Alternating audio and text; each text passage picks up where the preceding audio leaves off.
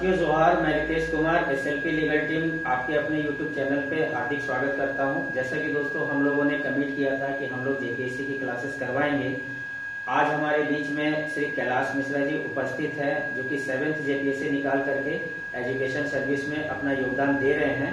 हम उनसे जानेंगे और चूंकि मैं बहुत खुशी महसूस कर रहा हूँ दोस्तों कि मैंने भी इनसे शिक्षा ग्रहण किया है। एक समय था दोस्तों कि ये मुझे गाइड करते थे, मुझे बताते थे, पढ़ाते थे। तो आज हम उनसे जानेंगे। आइए कुछ बातें करते हैं कैलाश सर से। सर आप अपने बारे में बताइए कुछ। थैंक यू रितेश जी।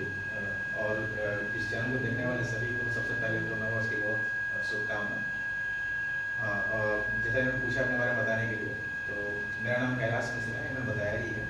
और मैंने 7th जेपीएससी क्वालिफाई करके वर्तमान में एजुकेशन सर्विस मैंने चूज किया था और उसी में भी सेवा दे रहा हूँ। इससे पहले मैंने 4th जेपीएससी से लगातार इंटरव्यू दिया था, किसी कारणवश मैं सफल नहीं हो पाया, लेकिन मैं कंटिन्यू रहा, तैयारी जारी रखा और फाइनली आज यहाँ पे हूँ। सर एक बात बताइए, जैसे बच्चों के मन में बहुत सारी प्रश्न आती है कि अमूमन देखा गया है कि तैयारी का क्या पैटर्न होना चाहिए और किस तरह से अपनी तैयारी को अंजाम देना चाहिए। तो बच्चों को किस तरह से तैयारी करना चाहिए, इसके बारे में थोड़ा सा आप मार्गदर्शन दें। जेपीएससी को लेकर जी देखिए, जेपीएससी का सिलेबस जो है वो कंटिन्यू एक ऐसा नहीं रहा है। फर्स्ट जेपीएससी में अलग था, अभी 7th तक आते कई चेंजेस हुए उसमें, और मार्किंग का पैटर्न भी बदलता रहा है, कभी स्केलिंग हुआ कभी नहीं हुआ। लेकिन अगर कमोबेश अगर एक स्टैंडर्ड तरीके को लेकर चला जाए तो मेरा ये मानना है कि कुछ ऐसे स्टूडेंट्स हैं जो कि प्रिपरेशन को अलग अलग तरीके से करते हैं, जैसे प्री का अलग करते हैं, मेंस का अलग करते हैं और इंटरव्यू का बाद में करते हैं। लेकिन ये पूरा एक जो है ना वो समेकित प्रक्रिया है। ये आप पीटी, मेंस और इंटरव्यू को अलग तरीके से आप नहीं देख सकते, आपको एक साथ लेके चलना होगा। प्री मेंस तो लेके चलना ही चाहिए, और इंटरव्यू में क्या है कि आपका पर्सनालिटी डेवलपमेंट है, उसको डेली वाइज पे कुछ सीखते चले हम लोग, तो आगे काम आता है वो। लेकिन मेरे हिसाब से प्री और मेंस को अलग अलग करके ना देखें। होता क्या है कि आप प्री का एग्जाम देते हैं, प्री क्वालिफाई करते हैं, रिजल्ट 1-1.5 महीने में चला जाता है, फिर आपको ज़्यादा समय नहीं मिल पाता, और जो मेंस का सिलेबस इतना वास्ट है, इतना बड़ा है कि फिर आप 2-3 महीने में नहीं कर पाते हैं। और आप प्री और मेंस को साथ में लेकर चलें, जो अच्छी किताबें हैं उनका अध्ययन करें, दोनों साथ में हो जाएगा। बिल्कुल बिल्कुल बिल्कुल, दोनों को साथ में लेकर के चलना है। अमूमन देखा गया है कि लोग पहले ये सोचते हैं कि पीटी क्वालिफाई करते हैं, उसके बाद फिर मेंस का तैयारी करेंगे, जबकि ऐसा नहीं है। आपका जो एम्बिशन है, गोल है, आपको इंटरव्यू तक के बारे में सोचना है, और तीनों चीजें जो हैं आपको साथ साथ लेके चलनी है, और वही आपको सफलता दिला सकती है। सर एक चीज देखा गया है कि इंग्लिश मीडियम में जो बच्चे पढ़ते हैं या जो इंग्लिश में एग्जाम देते हैं इंग्लिश मीडियम में माध्यम से, तो उनका अंक ज्यादा आता है। तो किस तरह से अपनी स्ट्रेटजी को बनाया जाए कि हिंदी मीडियम में जो पढ़े हैं बच्चे, उनका भी अंक ज्यादा आए, इसके बारे में कुछ थोड़ा बताएं। ये बहुत अच्छा क्वेश्चन था। सबसे पहले तो मैं ये बता दूं, मैं खुद हिंदी मीडियम से हूँ, और एक तरह से देखा जाता है कि बहुत सारे बच्चे ये बोलते हैं कि इंग्लिश मीडियम को मार्क्स ज़्यादा आ रहा है और हिंदी मीडियम को मार्क्स कम आ रहा है। तो ऐसा नहीं है कि कहीं कोई दुर्भावना है या कोई पूर्वाग्रह है, ऐसा नहीं है। एग्जामिनर के मन में ऐसा कुछ भी नहीं चलता है। बेसिकली बात क्वालिटी का है, और हिंदी मीडियम में लेके अच्छा नंबर लाया जा सकता है।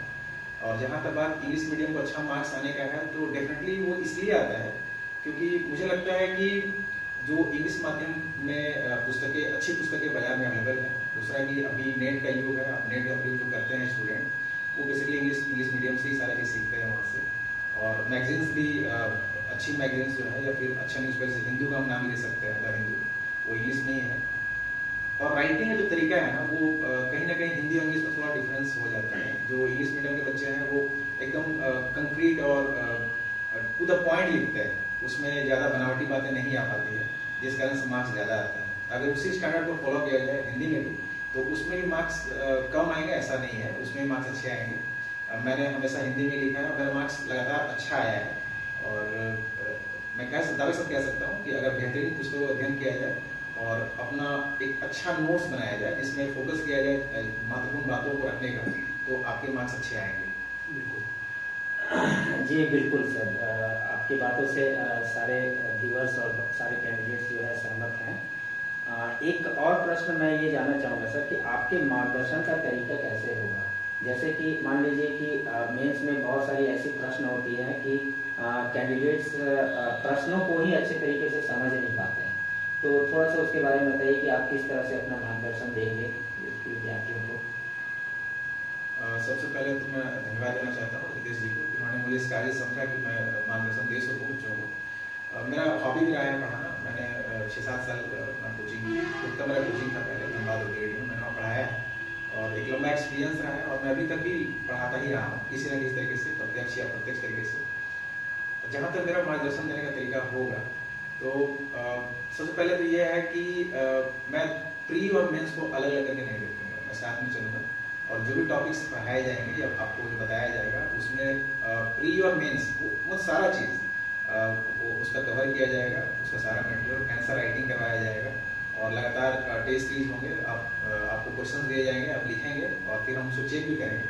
और जहाँ तक प्री का बात है तो प्री में भी क्वेश्चन दिए जाएंगे। जैसे मान लीजिए कोई टॉपिक है, मान लीजिए सिंधु घाटी सभ्यता में पढ़ा रहा हूँ, तो सिंधु घाटी सभ्यता के जितने सारे एस्पेक्ट्स हैं उसको कवर किए जाएंगे, प्री के लिए भी और मेंस के लिए भी। दोनों में आपका राइटिंग प्रैक्टिस भी करवाया जाएगा और प्री के बहुत सारे क्वेश्चन आपको दिए जाएंगे। तरीका ये होगा। और दूसरा चीज़ है, जैसे इन्होंने कहा कि बहुत सारे बच्चे क्वेश्चन को नहीं समझ पाते, ये बिल्कुल सही है। क्वेश्चन को नहीं समझकर लिखने के कारण जो है वो मेहनत बर्बाद हो जाता है, हम जानते हैं, लेकिन हम क्वेश्चन का जस्टिस नहीं कर पाते हैं। तो उस पर भी बहुत सारा काम किया जाएगा। जैसे छोटा सा एग्जाम्पल बताता हूँ, जैसे आलोचनात्मक व्याख्या करें, वर्णन करें या फिर व्याख्या करें या पक्षावलोकन करें, सिंहावलोकन करें, ये सारी बातें अलग अलग चीज़ें हैं और सबका आंसर एक नहीं हो सकता है, सबका आंसर अलग अलग होगा। तो इस पर भी फोकस रहेगा, इस पर बढ़िया से काम किया जाएगा, आपको अच्छे तरीके से मार्गदर्शन किया जाएगा। सर आपने कहा कि एक्चुअली क्या है सर, सारे झारखंड के स्टूडेंट और मैं खुद भी, मैंने भी आपसे शिक्षा ग्रहण किया है और वर्तमान में भी आप 7 JPSC क्वालिफाई करके अपनी सेवा दे रहे हैं झारखंड सरकार को। तो ये हम आप लोगों की खुशकिस्मती है, साथ साथ हमारी भी खुशकिस्मती है सर। मैं भी बहुत लकी हूँ और हमारे विद्यार्थी भी बहुत लकी हैं कि आप जैसे सक्सेसफुल जिन्होंने सफलता पाई है उसका गाइडलाइन जो है हम लोगों को जो है प्राप्त होगी।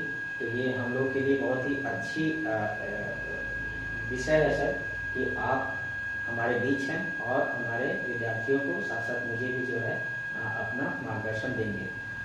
जाते जाते सर अंतिम समय में आप कुछ झारखंड के स्टूडेंट को बोलना चाहते हैं तो अपनी बातों से थोड़ा सा अवगत कराइए। इसमें यही कहना चाहता हूँ कि हिम्मत नहीं हारना है। सफलता और असफलता वो कंटिन्यूस प्रोसेस है। ऐसा नहीं है कि आप असफल हो गए हैं तो आप काबिल नहीं थे, बहुत सारी चीज़ें हैं। कुछ लोग सफल हो जाते हैं और कुछ लोग असफल रह जाते हैं, लेकिन हाँ आपको हिम्मत नहीं हारना है। जब आप हिम्मत हार जाते हैं तभी आप असफल होते हैं, जब तक आप हिम्मत नहीं हारते हैं आप असफल नहीं होते हैं। और ना असफल को कोई कर सकता है।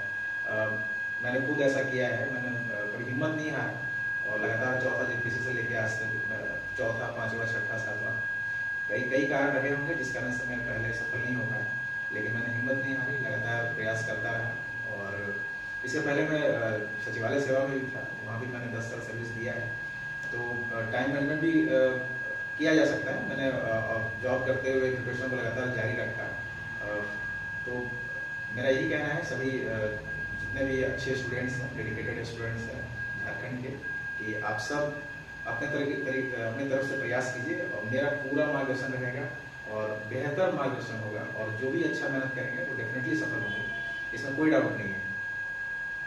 बिल्कुल, ये आपने बड़ी अच्छी बात कही सर कि आपने 10 साल सचिवालय सेवा, बिहार सचिवालय में आप कार्यरत थे और इतना होने के बाद भी आप जॉब करते हुए समय को किस तरह से मैनेज किए और फिर भी आप इतने 100% डेडिकेटेड थे। और आज वो दिन है कि आप सर 7 JPSC निकाल करके झारखंड सरकार को अपनी सेवा दे रहे हैं एजुकेशन डिपार्टमेंट में।